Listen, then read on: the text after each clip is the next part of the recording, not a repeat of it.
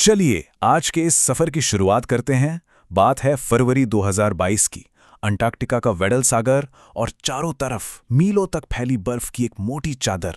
हैरानी की बात यह है कि इसी बर्फ के ठीक नीचे एक ऐसा राज दफन था जिसे पूरी दुनिया 100 साल से भी ज्यादा समय से पागलों की तरह ढूंढ रही थी। एक बेहद डरावनी, खामोश और कंपा देने वाली गहराई में एक जहाज मिला। और पता है, वो ऐसे खड़ा था मानो कोई भूतिया जहाज हो जिसका समय वहीं ठहर गया हो। जरा इस नंबर पर गौर करते हैं। पूरे 3000 मीटर। एक अंडर वाटर ड्रोन धीरे धीरे समंदर के उस घुप अंधेरे में 3000 मीटर नीचे जा रहा था। ये वेडल सागर की वो गहराई है जहां सूरज की एक भी किरण नहीं पहुंच पाती। मतलब बिल्कुल पिच ब्लैक, और पानी का दबाव इतना ज्यादा कि बड़ी से बड़ी चीज बड़ी आसानी से कुचल जाए। सिर्फ अंधेरा दिख रहा था और फिर अचानक से कैमरे की रोशनी में समंदर की तलहटी पर बिल्कुल सीधा खड़ा एक विशाल जहाज नजर आया। रोंगटे खड़े कर देने वाला मंजर था वो। अब जो बात सबसे ज्यादा हैरान करने वाली है वो ये है कि 107 साल पानी के नीचे रहने के बाद भी ये जहाज बिल्कुल बेदाग था, एकदम परफेक्ट कंडीशन। इसके डेक बिल्कुल साफ थे, मस्तूल अपनी जगह पर मजबूती से खड़े थे और इसके पिछले हिस्से पर साफ साफ अक्षरों में लिखा था ENDURANCE, यानी एंड्योरेंस। लेकिन सवाल ये उठता है कि आखिर लकड़ी का कोई जहाज 1 सदी से भी ज्यादा समय तक समंदर के खारे पानी में बिना सड़े कैसे बच सकता है? खैर, यही तो वो सबसे बड़ा साइंटिफिक मिस्ट्री है जिसे हम आज के इस विश्लेषण में सुलझाने वाले हैं। 107 साल का समुद्री रहस्य। इस आधुनिक खोज और इसके पीछे के विज्ञान को पूरी तरह से समझने के लिए इतिहास के पन्नों को थोड़ा पीछे पलटना होगा। सीधे 1914 के उस दौर में चलना होगा जब दुनिया पहले विश्व युद्ध की दहलीज पर खड़ी थी।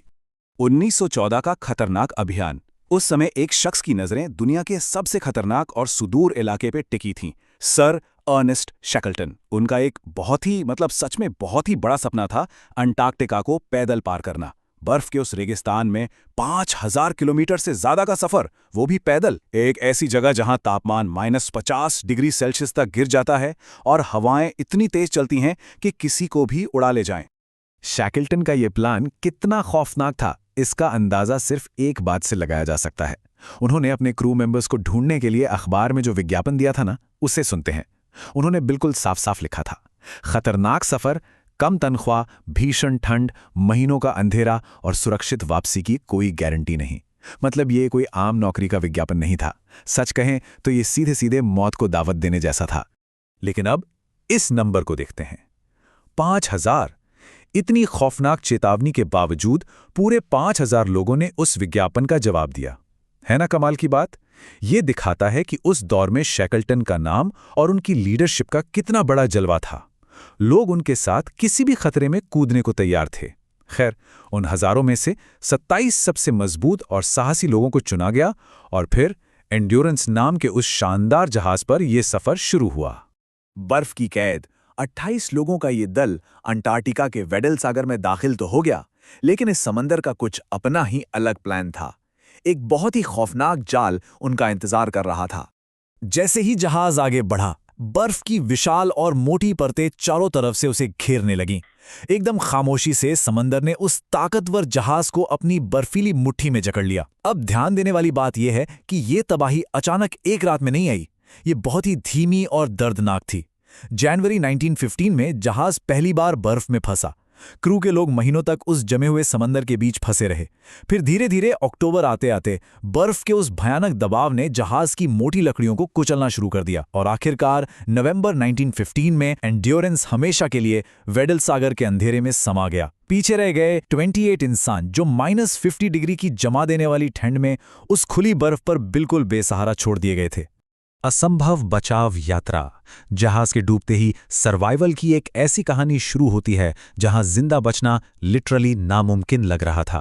वेडल सागर, जिसे दुनिया का सबसे खतरनाक समुंदर माना जाता है, जहां लहरें 30-30 मीटर तक ऊंची उठती हैं और बिना किसी चेतावनी के भयानक तूफान आ जाते हैं। उस बर्फ के टुकड़े पर फंसे लोगों के लिए बचने की कोई उम्मीद, कोई चांस नहीं था। उनकी उस खौफनाक स्थिति को समझने के लिए जरा आज की दुनिया की तुलना 1915 की उस सच्चाई से करते हैं। आज हमारे पास क्या नहीं है? GPS, satellite phone, high speed motorboats. लेकिन उस समय उन 28 लोगों के पास बाहरी दुनिया से संपर्क करने का कोई भी तरीका नहीं था। जीरो। कोई रेडियो नहीं। उनके पास बचने के लिए बस लकड़ी की 3 छोटी-छोटी लाइफ बोट्स थीं और रास्ता खोजने के लिए सिर्फ बेसिक गणित और आसमान के सितारे।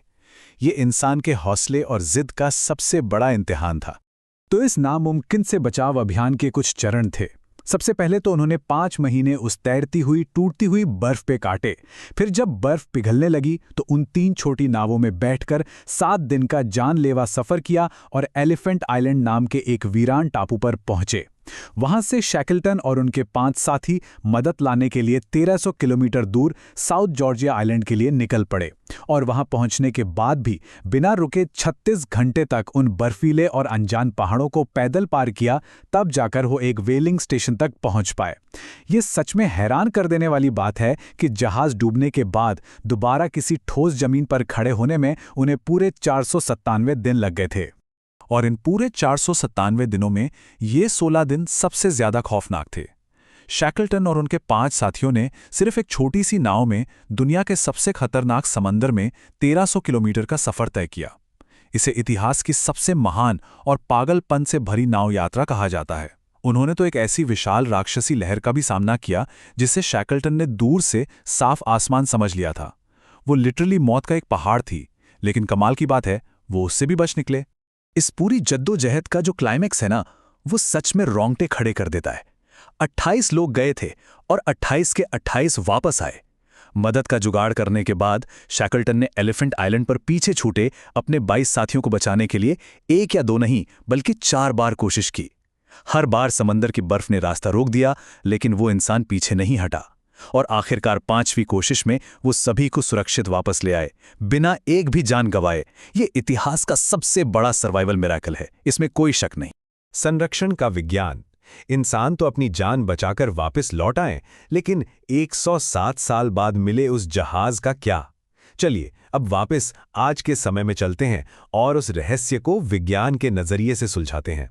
आखिर वो लकड़ी का जहाज समंदर की इतनी गहराई में इतने लंबे समय तक बिल्कुल सुरक्षित कैसे रहा? तो इसका सीधा सा जवाब इन जीवों में छिपा है, शिप वर्म्स यानी समुद्री कीड़े। दुनिया के लगभग हर महासागर में जब भी लकड़ी का कोई जहाज डूबता है तो ये लकड़ी खाने वाले समुद्री कीड़े उसे अंदर ही अंदर खोखला कर देते हैं और बहुत तेजी से नष्ट कर देते हैं। लेकिन इंड्योरेंस के मामले में एक अलग ही साइंस काम कर रही थी। अंटार्कटिका के इस खास इकोसिस्टम में ये कीड़े बिल्कुल नहीं पाए जाते। वेंडल सागर का गहरा पानी असल में एक नेचुरल रेफ्रिजरेटर यानी एक बड़े से फ्रिज की तरह काम करता है। वहां का तापमान 0 से भी काफी नीचे रहता है। इस फ्रीजिंग ठंडे माहौल में वो शिपवर्म्स जिंदा ही नहीं रह सकते और बस इसी प्राकृतिक फ्रिज ने एंड्योरेंस की लकड़ी को 107 सालों तक सड़ने से बचा लिया और उसे बिल्कुल परफेक्ट कंडीशन में लॉक कर दिया। 2022 के एंड्योरेंस 22 मिशन ने एडवांस शेबरटूथ रोबोट्स का इस्तेमाल किया और उसे 3000 मीटर नीचे ढूंढ निकाला। लेकिन यहां जो बात सच में दिमाग घुमा देती है वो ये है कि जहाज ठीक उसी जगह मिला जहां 1915 में कैप्टन फ्रैंक वर्सली ने इसके डूबने की लोकेशन नोट की थी। उनकी बताई गई जगह से सिर्फ 9 किलोमीटर दूर। कोई जीपीएस नहीं, कोई कंप्यूटर नहीं, सिर्फ एक साधारण सा कंपास और कैप्टन का गणित और कैलकुलेशन एकदम सटीक। आज इस जहाज को अंटार्कटिक संधि का तहत एक संरक्षित ऐतिहासिक स्मारक के रूप में सुरक्षित रखा गया है। तो इस पूरे विश्लेषण के अंत में एक बहुत ही दिलचस्प सवाल सामने आता है। एंड्योरेंस जहाज और उसका क्रू दोनों ही इतिहास की सबसे मुश्किल परीक्षा में पास हो गए, लेकिन क्या आज की हमारी जनरेशन जो मॉडर्न टेक्नोलॉजी और सुख सुविधाओं की इतनी आदी हो चुकी है, बिना किसी गैजेट के इस तरह के धीरज और संकल्प की परीक्षा में टिक पाएगी? 107 साल पुराना ये रहस्य सिर्फ समंदर में डूबे एक जहाज की खोज नहीं है, बल्कि ये इस बात का सबसे बड़ा सबूत है कि जब इंसान हार न मानने की ठान ले तो वो नामुमकिन को भी मुमकिन कर सकता है।